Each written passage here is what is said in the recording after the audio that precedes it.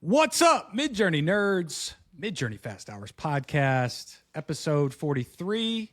We're sitting here and we're talking about lawsuits. We're talking about video. We're talking about SRef updates. We're talking about anything and everything that's going on right now in AI video and AI image gen. And there's a lot. There's a lot here. There's a lot. Disney and Universal just going ham right out the gate. Well, I mean, it feels like this is such a lawyer strategy. Like, this is just my own opinion. It feels like, doesn't matter that there's, and this is me, you know what? This is me standing up for Midjourney, because there's 1,000, maybe thousands. And back up real quick too, Rory, for those that aren't familiar. Midjourney is being sued by Universal and Disney for copyright infringement, specifically on like Star Wars characters and a few other characters. Yes, like maybe Simpsons or something I saw maybe too. Simpsons, yeah. Now, that being said, how many of those Stormtrooper vlog style videos have you seen on the internet that are being made by Google, right? How much did we see with ChatGPT right out of the gate, which was mimicking every style, every character, doing everything you could possibly imagine? Just feels like Midjourney's the is a privately funded sort of like cash beast that they are, not tied up with national conglomerates that would probably be a bitch to sort of get in there and do anything legally to them. So kind of feels like a legal strategy, but I don't know what the end game is. I don't know what they're trying to do. Are they trying to get a piece of Midjourney? Is that like their way of developing tech is to sue to acquire? Like, I don't know. It sounds like something that might be, something for them. Not like Disney's done anything original in the last 25 years. So, AI IP. Yeah. It's just like, it seems like a tactic and a strategy. It doesn't seem like it's like whatever you're reading as the headline. It's not as straightforward as that, right? No. But it is the first time that you've got like a major Hollywood studio, taking Gen AI to court over image-based copyright. I was reading through the initial article, which I think was on New York Times, maybe. But Probably it was, New York Times, it was basically, it was saying too that they had actually, I think, sent a cease and desist to Midjourney a while back too, and it was basically like Midjourney confirmed that they received it, but they never responded to it. But it's like the curveball here is right. Like Midjourney is not funded, so I don't know. Like, and this isn't my domain of expertise, but it's just like, damn, like that maybe ties up money, cash rich. I mean, like it's a way to liquidity. Like does it slow them down having to do something like this? So that's interesting. I mean, why would they try to take on Google? Like that would just be, Google's bigger than them. Yeah. Why would they try to? ChatGPT is probably bigger than OpenAI is probably bigger than them right now. Also, actually, I don't know. I take that back. But like, it just seems like the perfect target for it. And I don't like these corporate sort of games that get played like this. So this is me maybe not being. Or maybe I'm being biased, but you know where it comes from.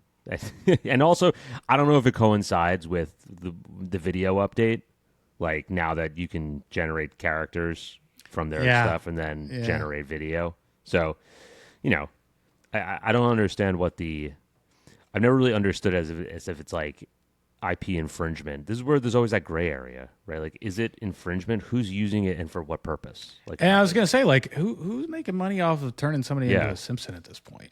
Right? That's what I mean. Like, you've democratized it. I get the ownership of it, but it's not like people are going out here and like completely having a field day with whatever spot. It's kind of like that Studio Ghibli stuff. Remember, it was like talked about for 2 days and it's gone. No one gives a fuck anymore.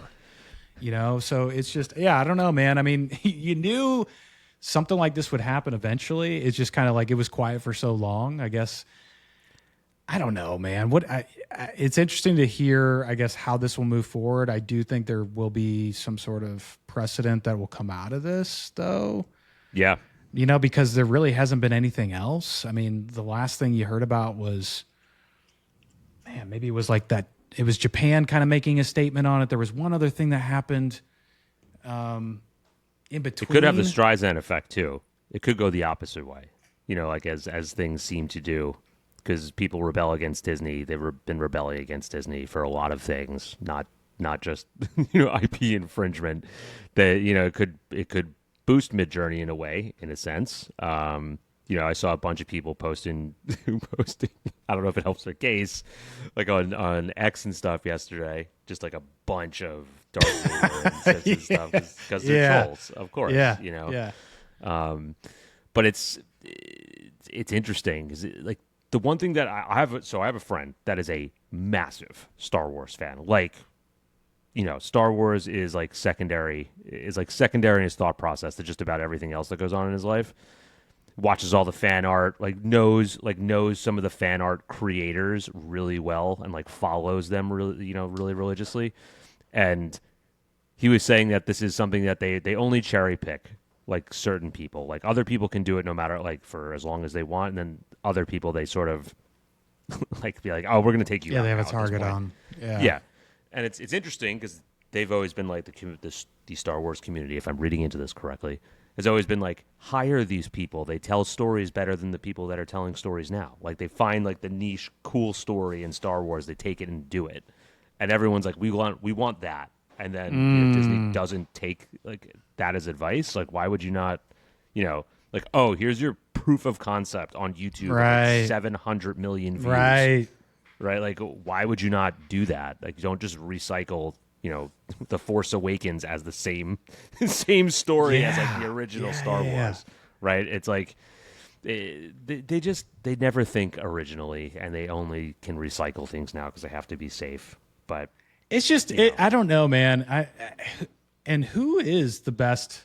There are so many little nuances with something like this, right? It's even if you have, because yes, you can get things. Like Darth Vader. You can generate Darth Vader in Midjourney, of course. That's why this is happening. But it's at the end of the day, doesn't it have to be a perfect replica too? You know, for it to kind of fall in that category? Otherwise, aren't we just talking about art and creating people that could take anything or draw anything? And it's it's your own interpretation of it at the end of the day. So this is going back to what it was trained on. But it's, similar to, look, I think a lot of people don't like this comparison, but OpenAI, all these LLMs trained on who knows what, right? Everything. Genie's out of the fucking bottle with that. What are we doing now? You can't really go back in time and stuff all that stuff back in. And again, they're creating net new outcomes, and I think when I think about images and video and stuff too, it's who owns a pixel? You're going to go down to the pixel level, and what does this actually look like? So yes, there needs to be some rules, some guardrails somewhere in the sense, because I'm actually surprised too, given how much time has gone by, that there hasn't been this major blow up disruption scenario of somebody fully taking somebody to the bank with something that they've done. It's all just kind of been pretty quiet, in that sense. No one's kind of been the precedent of punishment to this point, and no one's really done anything wrong in that sense either. So it's just been kind of weird to see this just crop up now. We're talking years later. The interesting thing is, I don't know, is this a sign that Disney's struggling? Maybe. You don't see Coca-Cola or Nike, who are easily the two most generated brands on the planet. They don't say anything. Coke specifically, who's really leaned into it. Yeah. Really. You know why they like it? Because it's just free advertising. It's just impression value. People know it's not from them at this point. How many Nike spec ads, Nike mock-ups? I'm guilty of doing a million of them. Right? Easy to generate. They're pretty good generations. So am it's I hurting their brand? Right. Am I really hurting the brand? But I see this.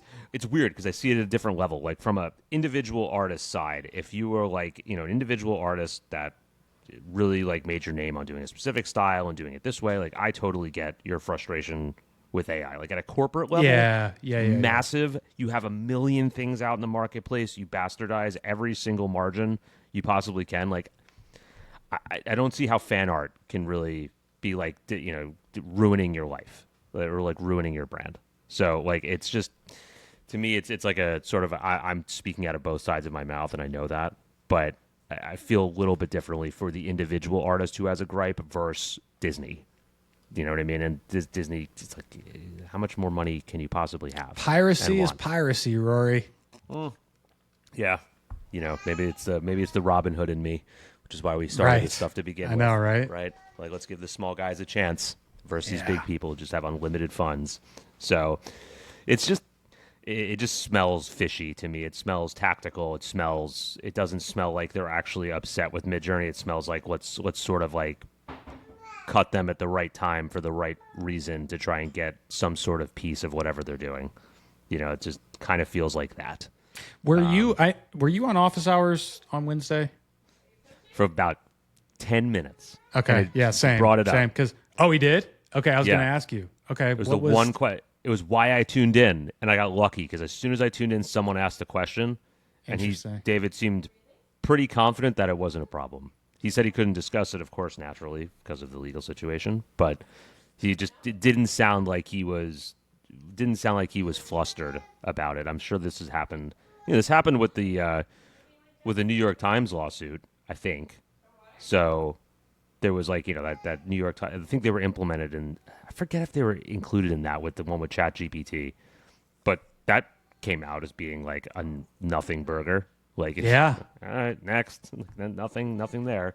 So it's interesting, man. And this would drag on. This would drag on for a while too. It's not like anything would happen right away. Oh, is that did it make LinkedIn top news? I don't know. I don't think so. Let's see. But regardless, you're gonna see this wave. I wonder if if you see Midjourney go down for this, if you're going to see a lot more of the studios and a lot more of the IP holders go after people. That might just start like the cascading effect, or this could totally be like the end of it. It's like if it doesn't go through, how are you going to get someone? How are you going to get them? That's because like everything's going to change with these kind of laws anyway.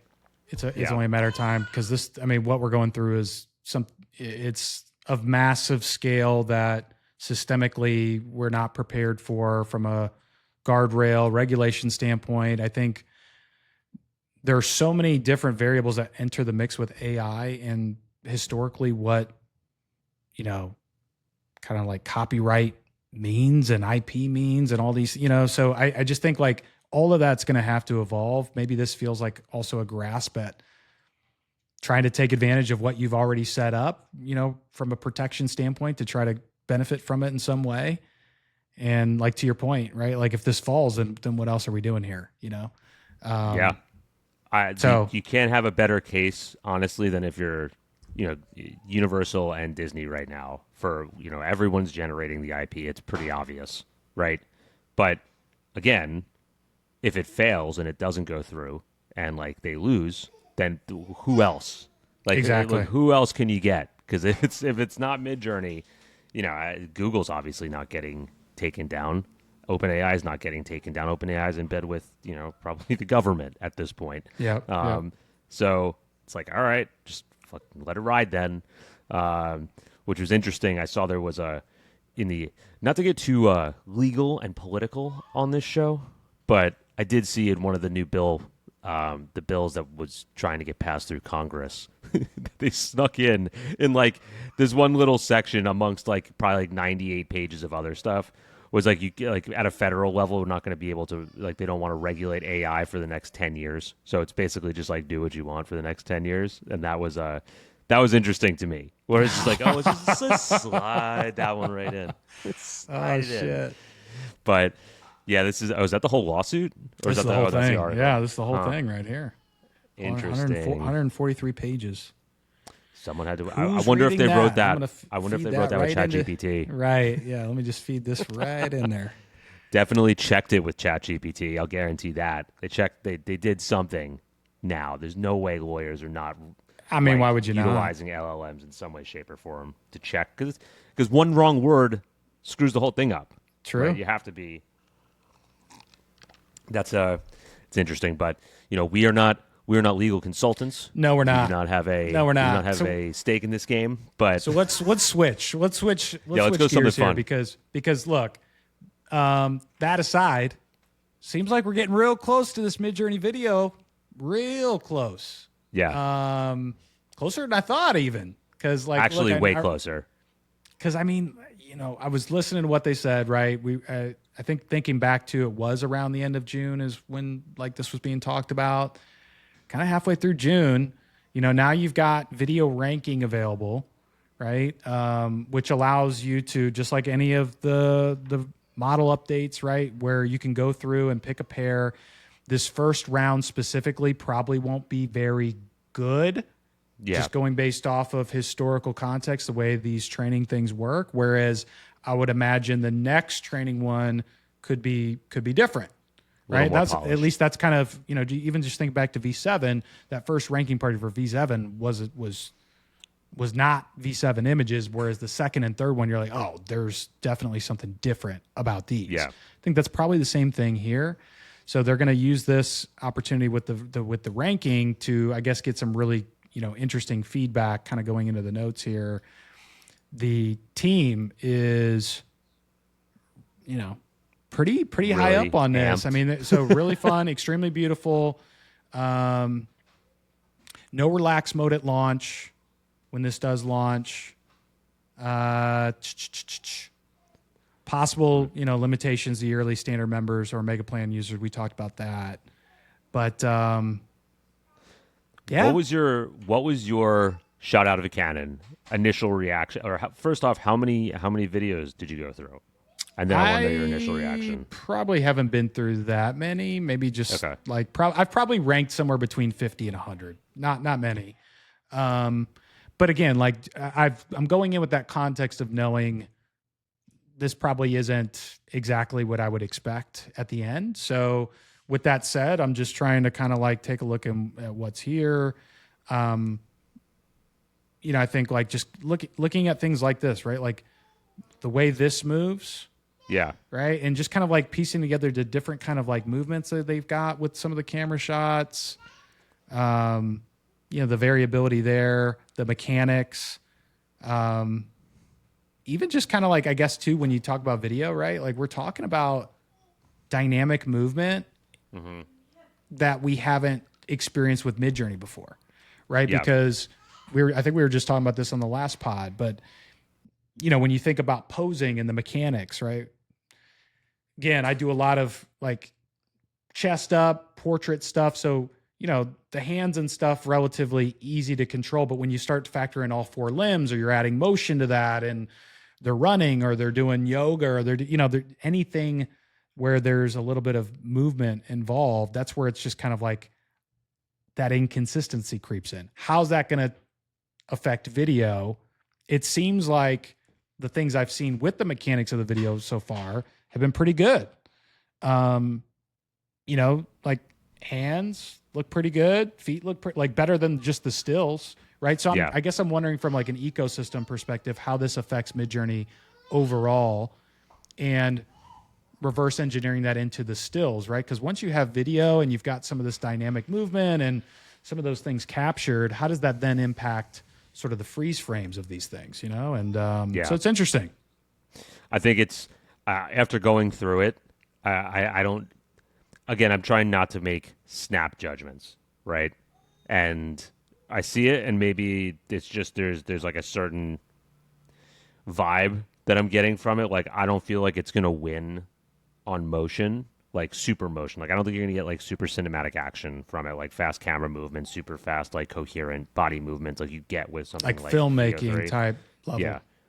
But where I think it can win from what I've seen is what we talked about on the last podcast, being able to comprehend Midjourney's aesthetic and then being able to animate it, because no other tool, if you have something super complex, a lot of times visually, the other tools just don't get it. They just they almost compress it to something different. This one on the left over here, adding the hands in and keeping the style. That's not something you would get in a lot of other tools. So I think there's going to be, and what I've seen from the animated side of this. Like a lot of the animations and the like something that's illustrative style or maybe like 2D and flat, like it looks really good for that. I don't know another tool that does that well outside of Minimax really. Like that one on the left with the 2D flat animation there. Like that's really cool. Yeah, Minimax was really good at that. Is really good at that. Yeah. So it's interesting. Like I don't think these car shots are going to be like I'm going to go to Midjourney for that. I might want to go to it for, and this is just a prediction. This is not how I actually think. It's going to, not actually how I see it all playing out. But if I'm going to say what's going to be the best, like that, having that, being able to take the style like that one, the one that you just went through, and being able to actually utilize it. That's how I see this, like them winning immediately, because a lot of people have problems with I can't get anime. Like they ask me about anime. I never do anime, so like I don't know how it. I don't watch anime. I'm not saying it's bad, or anything. I just don't know how it looks. So I'm like I can't give any advice on that. But I have a feeling this one probably going to be more in tune with that style, considering how many people generate it, and and then just like the ability to like keep it in one tool. Yeah, like. I don't know. Like when you use Runway now, are you using frames and then, going into animation at all? I wonder how many people are actually using. I guess my question and my point is, I wonder how many people are using both frames, and then taking that into video with Runway, because like frames isn't that bad. I like frames a lot. Like frames can be pretty good. Yeah. And in fact, there are some things frames does right now that's way better than Midjourney.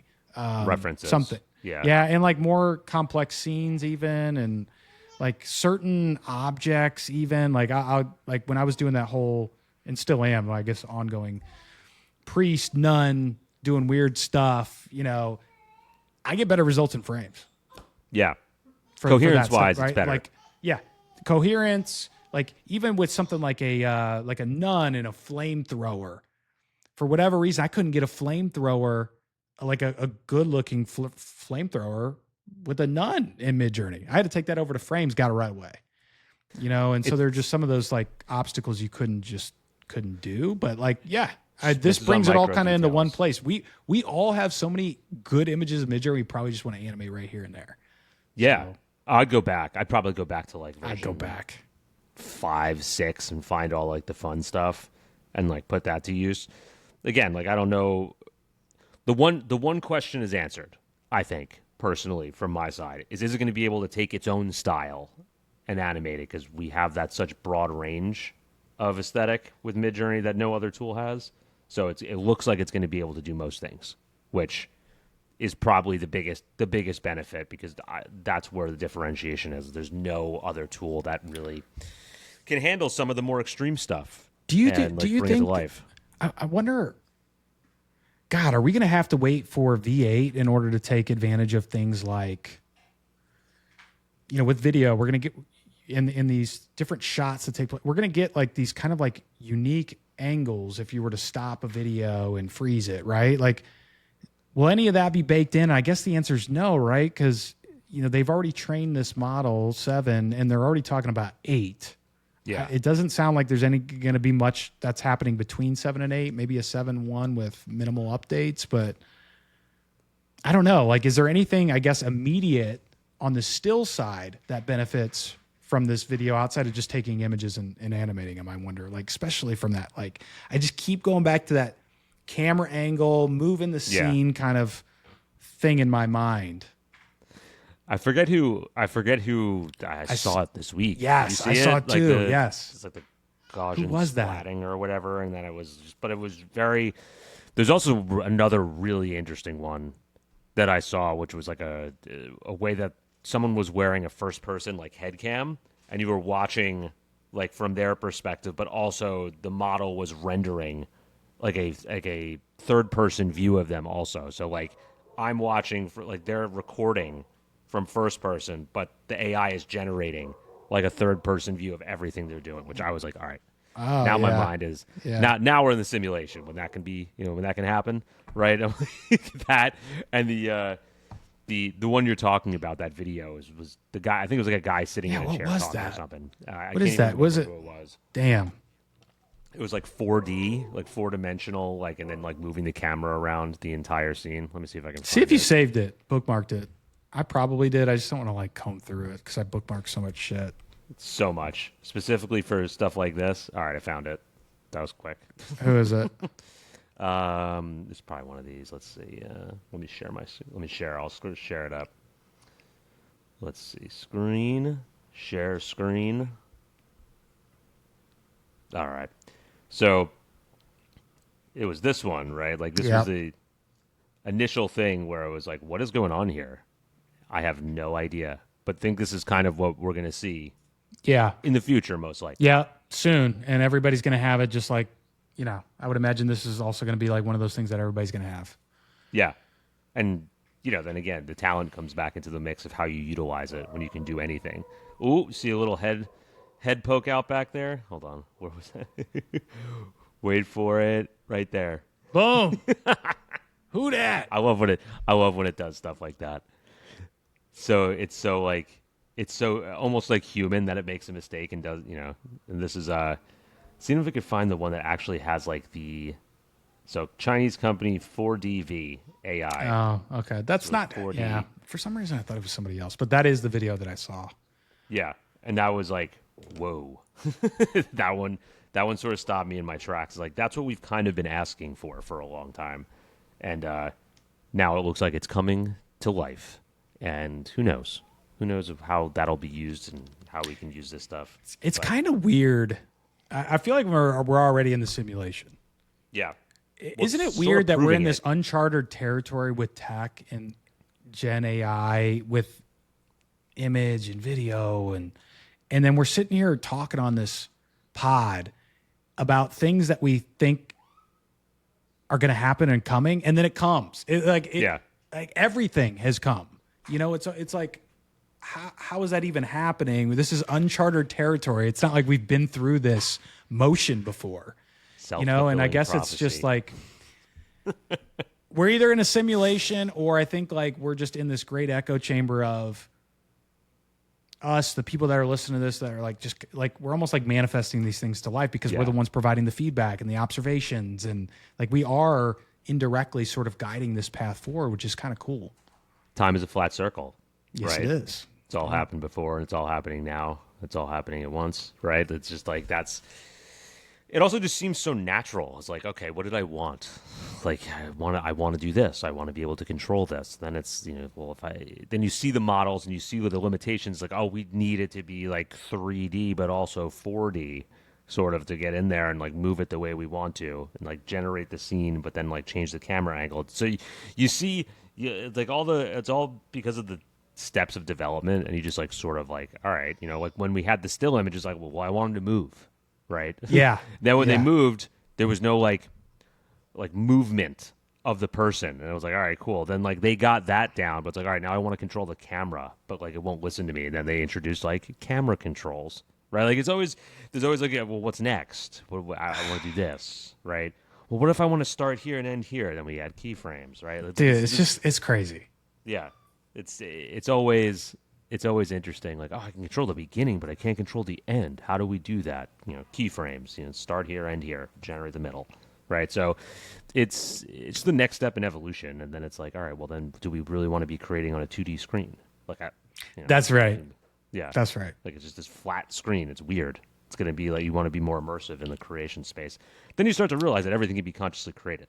It's like, well, we can create a simulation when you're inside of it and you're building it. It's like, yes. That's why it's like, are we really the first ones in this position, in this flat circle to be here? Like, no. Anyway, we're going too deep. We're going, and we're sober too, so that's wild. But yeah, that's weird. Friday afternoon. But I guess like, you know, video. I don't know if they mentioned like an exact timeline. Even if they did, I probably wouldn't be totally sure on that. We still have a long way to go. If you remember, like even with this stuff in the ranking parties with the images, right? Like there was a part of that got delayed, even based on something they found really late in the game. So I don't know in terms of launch, but it sounds like there's going to be this, you know, ranking party. They did talk about A second rating party plan to focus on quality preferences. Yeah, and they did say initial party will intentionally show wonky content to identify what to avoid. Okay, Yeah. so they did mention that verbatim. And then video model features, only going to be image to video at launch, no text to video at launch, but it will work with V7, V6, V5, V4, and EG. Cool. Medium quality setting plan for balance between quality and accessibility, not launching at maximum res or length. I heard 5 seconds as being the initial. Yeah. Video extension features plan for post-launch priority. And then, to the point we kind of already talked about, preserves Midjourney's distinctive style better than text to video would. And 100%. I think like just a better and full interpretive vision of taking a Midjourney and seeing it through to the end, right? Because even when you put that in another tool, it's kind of hard for another tool to kind of keep that feeling, that vibe exactly, things changing, moving. It's too much detail. I think like this is interesting and from that perspective too, because if you create most of your images or Midjourney is your primary driver, now you've got that on your side too if you're going to use it for video. It's coming up. And I still feel like it's going to be sort of exactly how I expect it to be. Like awesome with some things, not great with others. And I don't know how much time they're going to this is where I get concerned about is like how much time are they going to dedicate to video? Because like are they going to start to pull resources away from image to go to video to keep up? Yeah. Or is video going to start to lag because it's just like, all right, not a lot of people use this, so whatever, we'll just like have it to have it. They did make like in the notes we've got V8 early development focusing on better understanding image quality. Quality. Just keep going, fix everything else. How much better can you make image quality? Do have to say the hands have been shit as of late. Oh, have they? And it's annoying as hell. Really? It's like I don't know what it is. I don't know if it's my P code. I don't know if it is. And like I hate to go back. See, like that to me is like the P code part. Whatever they did to change that, they definitely made a change in how that operates.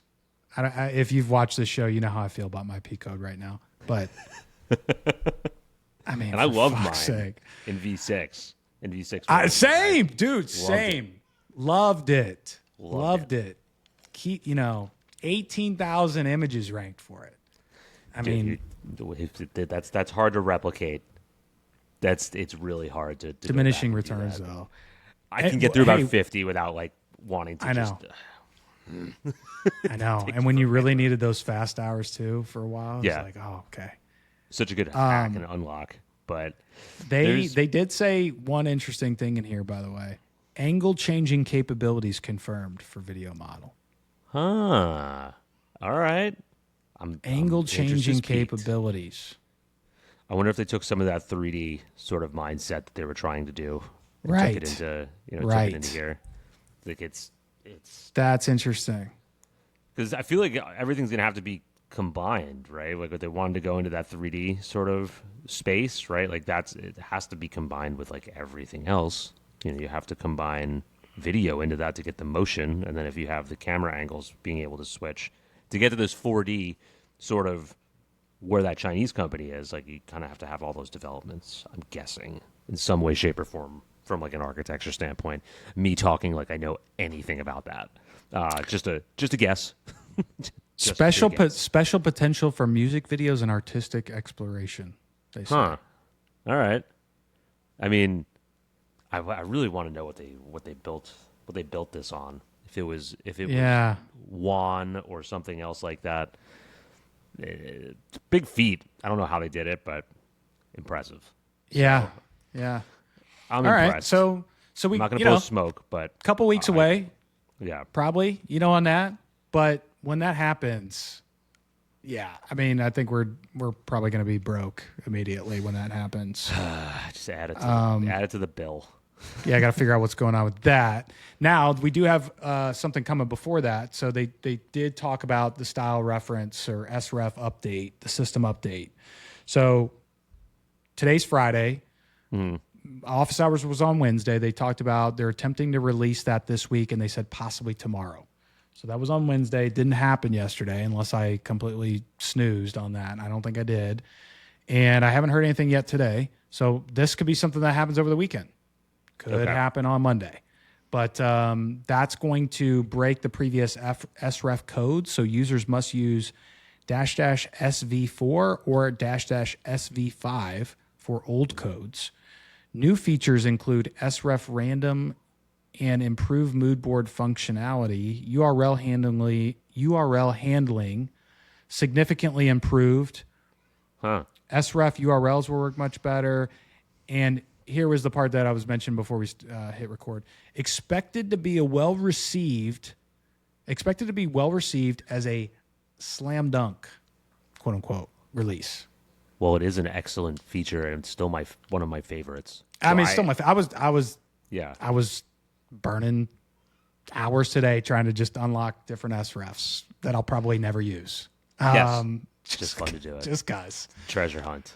It's totally like the Candy Crush of Midjourney. You know, like just like addicting. Yeah, it is. Just play with it and just to like keep hitting the button. But it's a. I'm interested because I SRef and SRef random. I just think it's always been my favorite sort of thing since they released it, because it's what we want to do is just like sort of play with styles and really go and push the envelope. But I'm just like, how much better does it get? Like, I don't know. Like, if Moodboard function improves, awesome. Like, that's cool. I like that a lot. I feel like that's still an opportunity for them. I mean, like, that never got to a place where it felt like it was at a elite level. It was good, but then you had V7 drop, and then it took a step back, right? And then I find my Moodboards work better now. As weird as that sounds, the ones that I created in V6 with V7, I don't know why, but I really like them. And it's the Moodboard maybe I need to go back and gotten better. Play with that some more. I've been creating a few as of late, and they're just like, this is sick. Like, I don't know why it works so well now. Like, when it first came out, remember how difficult it was? Sort of it was maneuver? Like finicky. Yeah.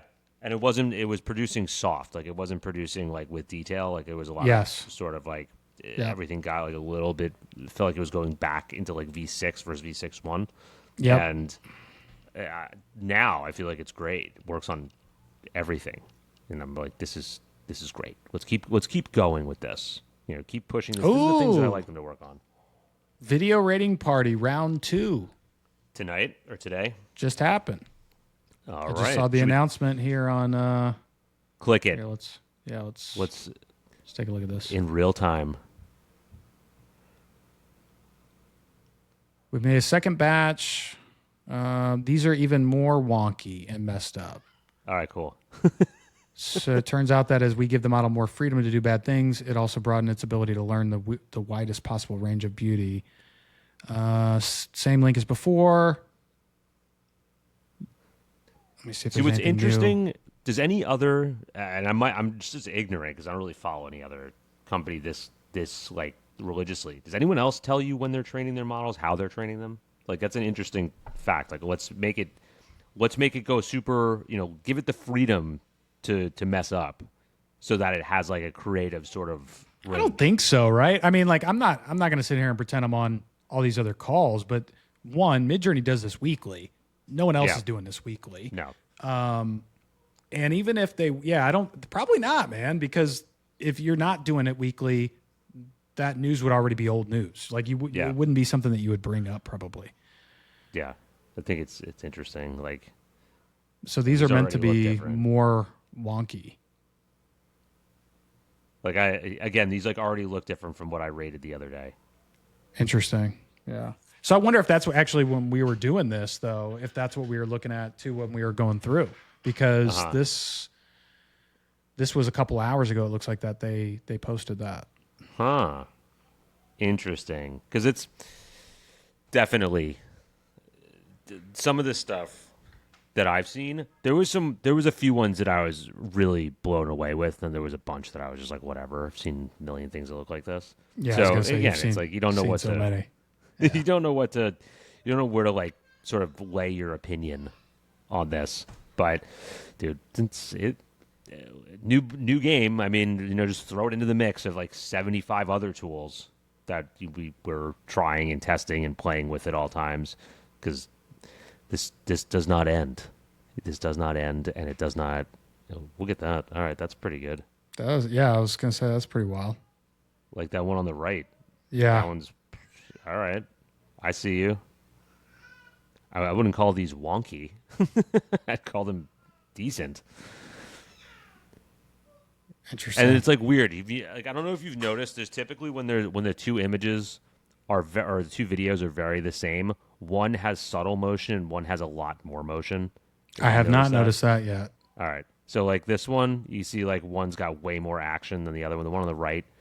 But when they do like two of the same, like you just passed the river, the one was like really still, and the other one was like really fast. Yeah. That's a boat made of cheese. All right. Didn't think I'd say that on a podcast. But see how one is still and one has a lot more motion, like this one? Yeah. The one on the right still, the one on the left motion. Like I don't know what they're trying to do with that. Yeah, exactly. Yeah, I don't know what that means in terms of preference for people, or like training the model, or how that actually affects the outputs. But I've noticed that when you're ranking. But gonna be interesting. Yes, sir. Like that. But dude, we got a bunch of other updates. Yeah, I was gonna say let's get into the other stuff here, because we're on the back nine. Why don't you tee us up? I think we wanted to get into Runway a little bit, right? Want to get into Runway? Let's take a look at what Topaz dropped, because I think this is something that everyone's been looking for a long time. Is the Topaz dropped? It's called Astra, which is their creative video upscaler. So I'll show this here. Let me go to. Now we did site. Last week too. One of the things that we were looking at was that Topaz upscaler. Is this an update since then? So this is a different update one. Since then. Okay. Now this is a different one, right? This is basically built on top of Starlight. Starlight was their original creative diffusion model to upscale video. Now they've taken it a little bit further.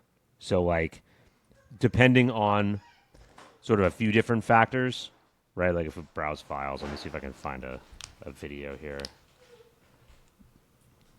Let's see. All right, so put a video in. You can go through now, and there's, instead of just Starlight was just basically one option, just upscale, 1080p or 4K. This actually adds detail. So it's not just upscaling the video, it's upscaling the detail.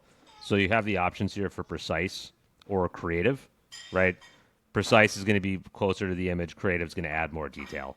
If you're subtle and bold for creative, you can go, bold might add a lot of things. It's very similar. It's basically magnific for video. I still think it has its issues where it softens things out a lot, but it definitely adds a ton of detail. So if you look at something like this, right, you can see, and of course it's going to render weird right now. So you can see the difference, between, that's the upscaled version, that's the original. Sick. But it's really crazy when you zoom in and you see the difference, from that to that. Like I said, still looks a little soft to me, but that's her face, and then that's the detail. The difference in the hair, the fine grain in the hair. Her teeth look very weird. I'm zoomed in really far. But for something in this space that we've been looking for and asking for, it's nice to. You know what I noticed? Small thing, but this seems to be a case on almost every tool I've seen. When it comes to faces and these, perfect example, these deep lines on the forehead, they're always too sharp. The lines are too sharp. Contrast. It's too sharp. You know what I mean? Yep. It definitely looks better than the fuzzy did, but they need to add some softness to that. That's one of the dead giveaways too right now, I would say, just in the images that I see. It's the fucking lines on the forehead, they're just too crisp. You know what I mean? So, even when you look at this, when you look at her blazer, right? Just adding the wrinkles though gives it so much more life, right? There's little things that we're going to get to, the shadow on her head sort of disappears though, which is kind of annoying. The shadow from her hair right there. There's little things that it doesn't pick up on. But if this was on a mobile format, right? you start thinking about it like that, it just looks so much better at this size than it does, big screen. Here you go, right up in your face. Like, I can see all the faults. So still think we got a little bit of a way to go. There's some really, really good ones. Specifically, like, you can see a lot of it here. Of course, it's going to give me like a very not perfect view of this right now, which is when we're doing this live. Let's see if this one's better. Yeah, like you can see here, like the difference in the car, right? Yep. Like it's very different. And like even just the road and the outer quality of it, right? Like this one, maybe you went over this on the last video, but this was done with Astra instead of Starlight, and like even the up here, like you can see the big difference on those lights. So it's, we're moving in a direction. I think it's a big step forward, and I think that we have wanted it and asked for it. Like, why can't there just be a Magnific for video? Like, here we go. It's coming. They're working on it, and I hope it gets a little bit better, because once they start adding that crisp detail to What's going on with Magnific lately? I don't know. Been quiet for them. Like they were rolling for a while. Like, I mean, like in terms of like pushing updates constantly. Yeah, I don't know. Free Pick owns them, so whatever Free Pick's doing. I've always just been like, there's still no tool that to me that kind of can do what it can do. I'm sure anyone who's on here that's using Comfy UI, you're like, yeah, there's like a million open source ones. I'm sure there are. But for the average consumer that's looking to, do this stuff and not engineer software in Comfy, there is no shot at Comfy users. You guys are geniuses. Me, I'm a nerd, but I'm not that big of a nerd.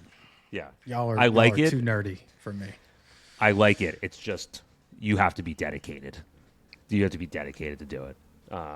So that one was a good one. The other one we saw was, before getting into Runway, Korea. I don't know if you saw this. It launched their new image generator first like not proprietary, whatever you want to call it. First like self-built image generator. It's good, super fast, super cheap. You can train Laura's on it on Korea's website. I like it. I think it's good. If you're a Korea fan, just another tool to add to the tool belt. So I don't think much is worth talking about there, other than it can do things and it's good and it's like nice to have within the Korea environment. I don't think it's going to be like mind blowing in terms of like a differentiator versus anything else, other than it's nice to train models on. But that's just to keep everyone in the loop on some of these things. If you are a Korea subscriber, go check it out, because it's decent. But it's they did something too with that enhancement feature that they have similar to Magnific. Mm-hmm. Like they made a huge. I haven't played with it, but because I've using Topaz. I've got Magnific, just the full thing for the stills. So I don't really go in here, but that would be interesting.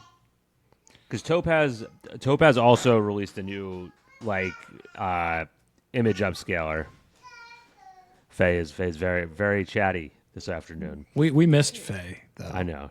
I've been trying to do it while she's napping, but she's rowdy right now. Maybe they didn't change too much though. But there's a new, what is the Topaz creative upscaler called? Topaz image create. It's called like bubble, but it starts with a B. What is it called? Bloom. That's it. It's a new one called Bloom. I don't know if they've open sourced that, but you can get decent detail. Like I played around with it. It's good. It's kind of like Magnific. Not as, I don't think it's as controllable as Magnific, but still another option. Yeah. So maybe we should we jump into Runway? Yeah, jump into Runway. I like this one. All right, let me I'll share this up. So Runway got a little bit of an update now. We'll also jump into this bad boy. I was playing with our thumbnail from last week. People loving the thumbnail. Hey man, we're gonna go in that direction. We might as well do it. When you open up Runway now, or at least this is for, we're in the creative partner program there. So this is kind of how the new interface. So when you open up, you can get right into just a chat feature, right? It's like totally different. So I was like, this is kind of a cool idea, because what I liked about ChatGPT was like being able to sort of like edit in convo instead of having to like retype the whole prompt, edit the little piece. Like this is a nice little adjustment. So you can do certain things. Let's just test it live. We'll drop Drew in here. I'm curious. Are you finding yourself? I know for me, doing more of the voice prompting with ChatGPT at this point now than text prompting. Like Mobile what I mean by voice. that. Yeah, but I mean, what about desktop though? Even desktop? Nah. No, I don't know. Non-stop. I think I can think better when I type. I definitely can think better. I would say like it's definitely two different types of muscles for sure. Because I can't articulate quite as clearly as I could as I do in writing. That said, I can also like throw a bunch more just shit in there, and it kind of figures it out too at the same time. Like, so I feel like contextually, I can do a little bit of a better job with the voice, but it's faster, right? I mean, that's the benefit. I mean, typing all that sometimes is exhausting, especially if you're using these tools like nonstop throughout the day, like we are. Yeah. I've found myself just doing more and more of the voice prompting now. I even got like this nice little GPT. It's like it's a little nothing GPT, but I use it all the time. So basically what I'll do is I'll talk into ChatGPT and then just instantly puts it down to this nice, tight, distilled version that I use for like all my emails and Slacks that require context now. It's just like, because why am I going to spend 15 minutes? Like, because I'm a slow writer. I love to write, but I'm very methodical in my writing. And so like, this is a great way to kind of like, hey, my style of writing, I'm just going to talk. You're going to consolidate, distill it down, and it's going to put it into a nice linear logical flow, whereas my mind will sometimes bounce around. So I've been using the hell out of that thing. I like it. I'm a typer to think. Like I type and think at the same time, so I can organize my thought the right way. But when it's on mobile, 100% voice. I cannot sit there and type on my phone. I hate the phone, like typing on there. It's just like my fingers are too fat. I know. It's never been a great experience. It's never been good. Always typos, whatever. Yep. But this is, so back to, this little chat feature here. It's pretty good because you can just take, like, you can use Runway references within this, right? Like, I can also just be like, let's bring me into this now. It's going to be like, add this guy to the image, add this exact, got Luna running underneath me, and Faye screaming in the background. Add this exact character to the image with the initial character in 1 by 1. Let's see. So like you can just sort of get in here and just talk, which I like. It's so much more interactive, and sometimes you can be, all right, like, go back and do this. Like, oh, actually make it look more like this person. It's just a little bit more interactive, and then being able to utilize all their features within chat is just very cool to me. So, I've been playing around with this. There's a lot of demo videos out there right now, but I think this one's pretty damn good for what it's been. We're doing very basic stuff here, everyone. Once this thing actually renders, I'll just be like, let's do a video of these two talking to each other, because that's what we do on this damn show. We talk to each other. By the way, while we're waiting for this, yeah, guys, 20K subs, man, 20K subs. Thank you, everyone. I mean, if you're still here, too. Still listening right now, deep into it, about 40, 50 minutes? Yeah, we kind of buried the lead there, but that was fun, man. That was good to see. Yeah, let's see if you can create a video of them talking to each other in an animated fashion. You know what, too? Like, video here. So we made that post about that yesterday with the 20K subs. Even just some of the comments that I saw on there, I guess I just don't understand the full scope of how many people, like, who listens to this. Because, like, I'm seeing names and I'm like, okay, like, I've never seen your name ever. And I guess you've been rocking with this show for a while, like, that's such a cool feeling. You know what I mean?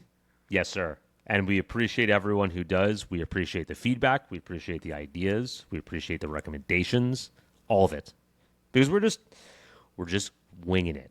We're just going by. I mean, really, pure vibes on what's going on. This is vibe podcasting in full effect. Yeah, vibe podcasting. I hate to use that terminology, but that's what this is. Exactly what we're doing. I mean, this is minimal viable podcasting. This is an MVP. That's exactly what this is. It's a good name. We show up, we do the podcast, we quickly upload this thing, and that's it. And but it's fun. Like, it's the best hour. It's the best hour of the week. Yeah, and we just get to recap everything, because I think there's so much that we need to sort of organize in our own heads too about 100%. What's going on and what to talk about and like where people care, and you guys giving us feedback on what you care about also and what you want to hear. Also, like, try to make this like a Midjourney sort of model here, like what the community lead it. We'll just talk about whatever that is. We'll do our research. We'll bring on who you guys are looking to, who you guys want us to bring on. So, anyone here, again, that's still at this point, thank you. Also, like and subscribe. Share it with a friend. Just in case you made it 56 minutes in and you haven't subscribed yet. That's right. Just hit the like button, something, anything. Drop a comment. Say this picture of us is goofy. I don't care, whatever it is. But this is the one thing that I have noticed going back to the Runway stuff, is that it is so much slower than regular Runway. It feels like I'm using ChatGPT, where it's that is kind of a bummer though. I mean, obviously it'll speed up at some point, but because like Runway, like Turbo, even Gen 4 or Gen 4 Turbo does not take this long.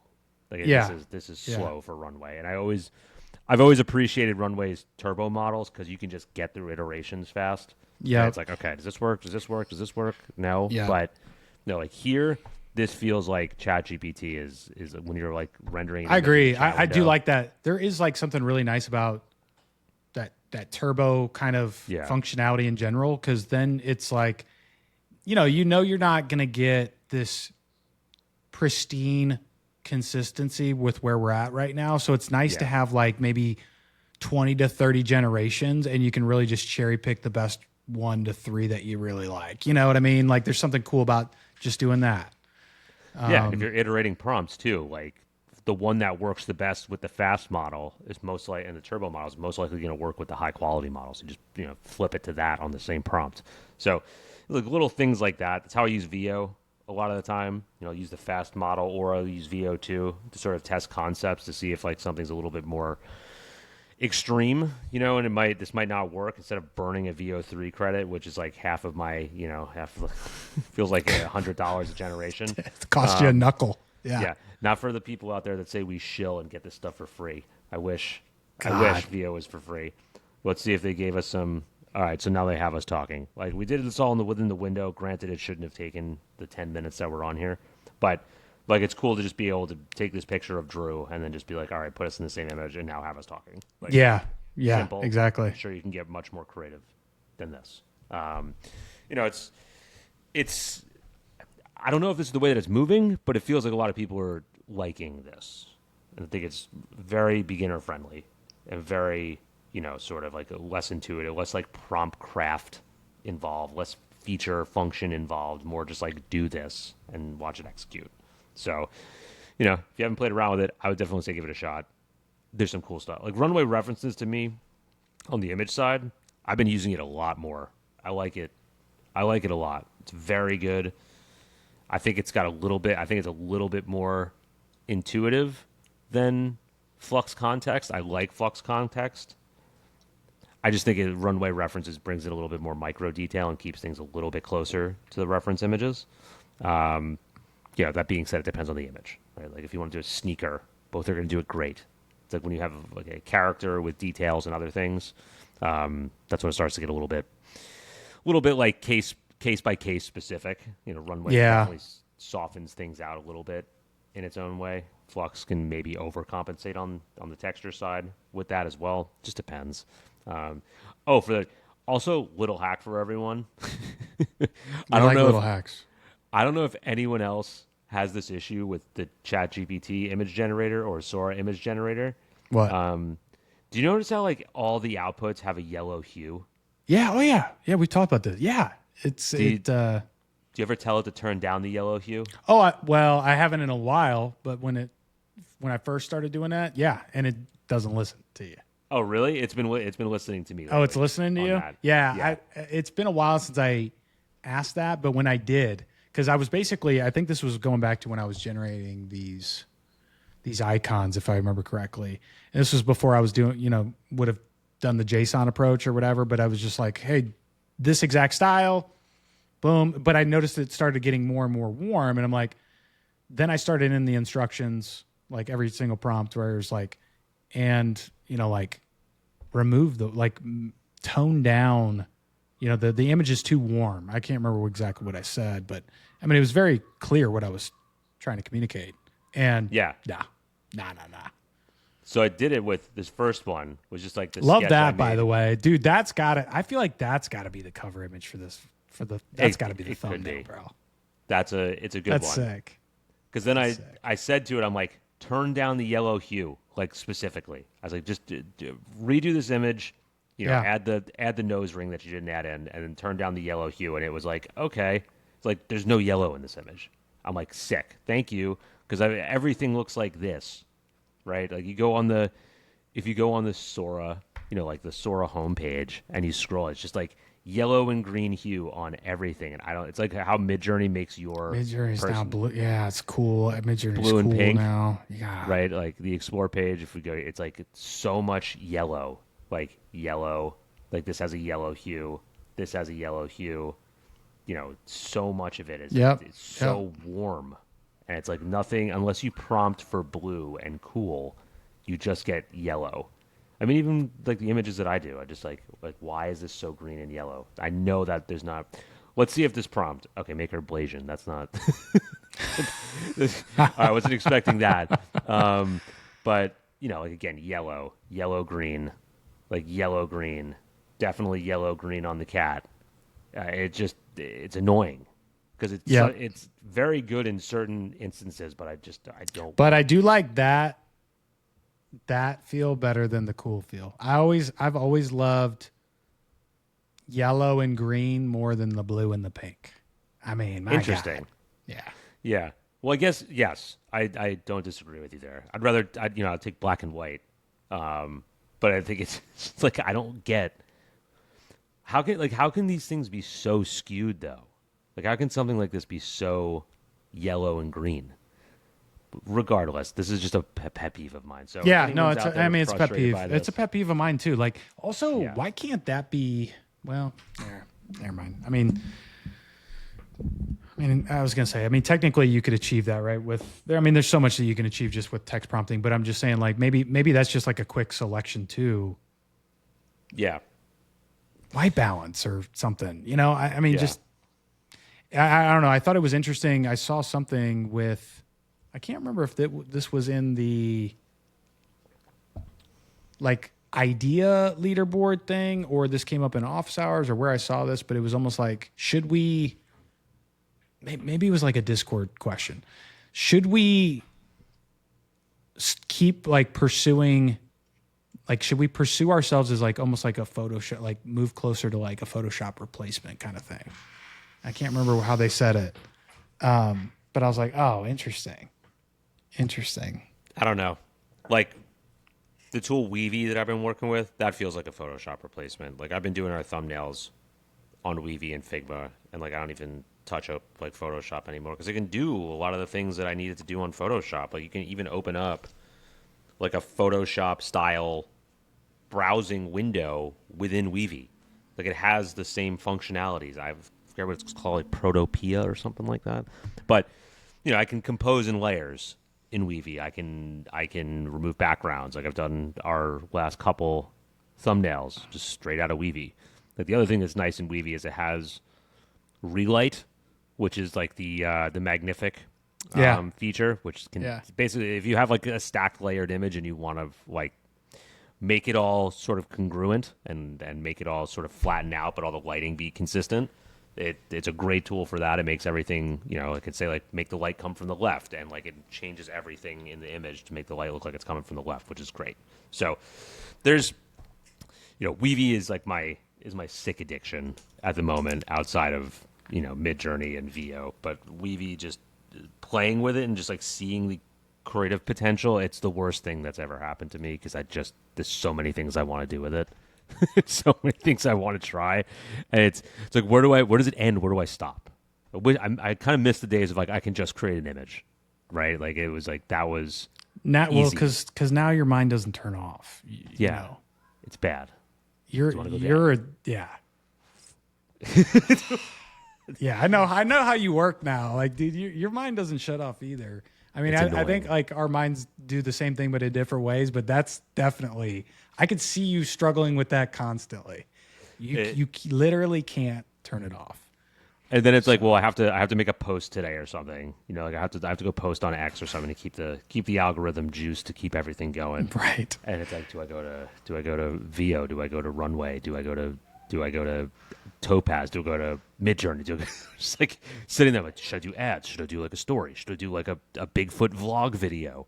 Which, if anyone hasn't seen those, shout out to whoever started that trend because that first one was incredible. That big, do you see that one?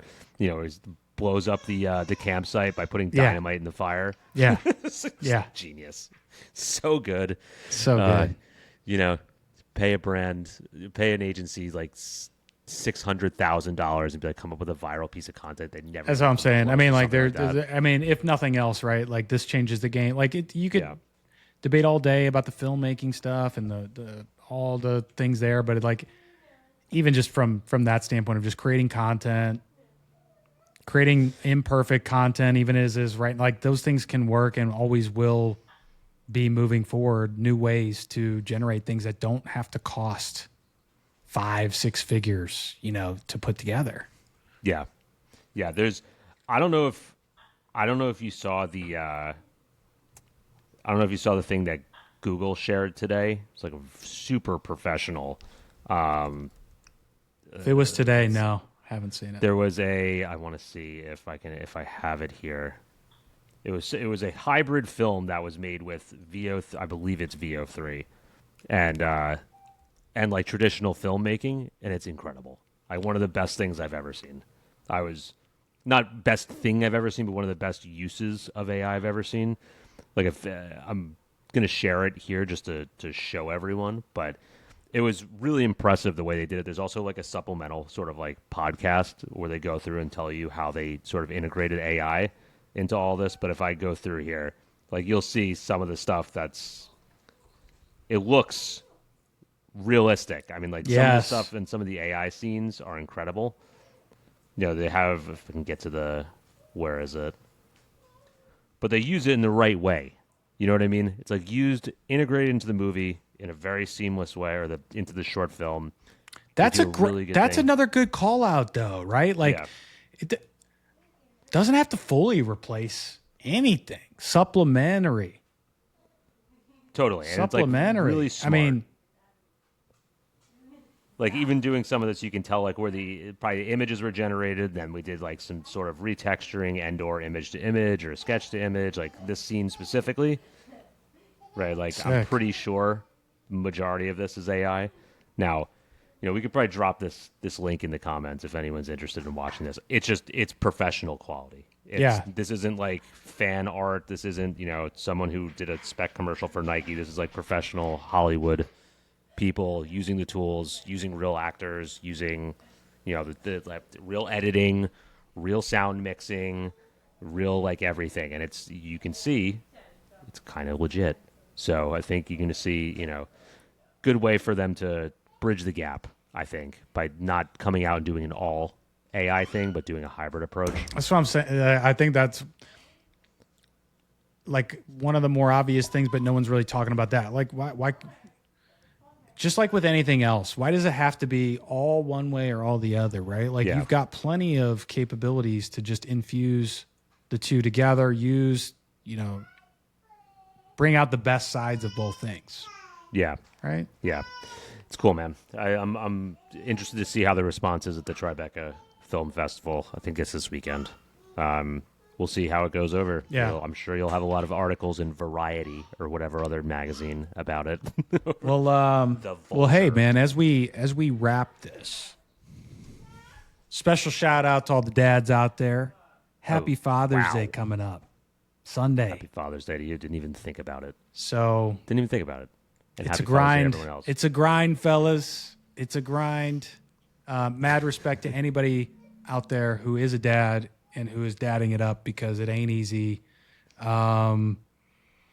Just another one of those things that just gets put on your plate and you just kind of figure it out, right? Like, goddamn, man.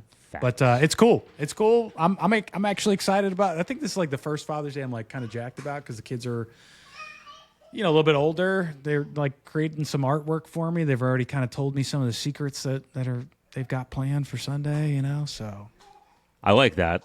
How was your Father's Day luncheon today? I mean, it was good to see the kids at school. The lunch wasn't anything to write home about. It's eating the kids, they had like tacos, but those tacos were, they were bare bones. It's like, why go wrong there? Just get pizza. I know. I think they did pizza last year. I was like, that would have been great. Just do the pizza. It's a fan favorite. Just no do one the pizza. Ever complains about just pizza. Even if it's bad pizza. Just eat it, right? Like pizza or like chicken wings. Like you can't, like you literally cannot go wrong with either of those things. Brother. Well, people can mess up chicken wings for sure. They can, but from a crowd pleaser standpoint, or chicken fingers maybe, like chicken tenders. Like those two there things you for go. kids and adults. Because like chicken wings, man, don't even get me started on that.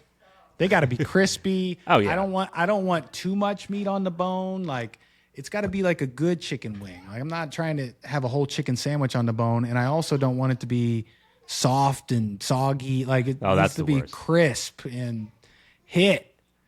I got standards here, brother. I got standards for the wings. I hear you. I feel like it's always been a tough sort of merging of like, how do you get kids to eat and adults to eat and be satisfied at the same time? Like, where there's the preferences, the preference gap. Pizza's like the thing. Pizza's the thing. I'm a food snob, but like, give me some Domino's, I'll eat it. Do you know what I mean? Like, it's not, there's really nothing. Thin crust. Give me the thin crust Domino's. Whatever. If you're going to do it. I'll eat it. It's pizza. Like, I will go shill for anything in Italy. Like, eat a piece of pizza there, Neapolitan. Yeah, you're over here spoiled with the Italy stuff. I'll eat that until your gut. Yeah, man. Come on. It's better than anything. And then, like, when if I'm just out there and someone's got Domino's, what am I going to say? No. No, I don't do that. It's like, yeah, I'll eat the pizza. Chicken wings, though, I do hear you on the soggy stuff. I hate that. Yeah. Gotta be a little. I mean, just had to get that in there. Had to throw that in there because standards. I dig it, dude. That's how we roll on Midjourney fast hours. Oof. Man, that lawsuit hits. We're just gonna have to shorten it down to fast hours. Damn, you're right. I think people did suggest that. They're like, the name Fast Hours still sticks though. They're like, it's good branding. I was like, well, that's all true. That's all. I don't know how we can. I think ChatGPT helped us out with that one, but I can't remember. Legit though. Either way, perfectly branded. Either way, like and subscribe. You already said it, so I'm just echoing your statement. And please, we'll catch you guys next week on the next one. Maybe we'll have some SRef stuff to dip into. Yeah, maybe we'll do demo next week. Maybe we'll do guest. Maybe we'll do something. We'll see what we got. In the mix. A lot of these things have been sort of like coming out like at rapid pace, just like spitfire. So, regardless, I'm sure we'll have something to talk about next week.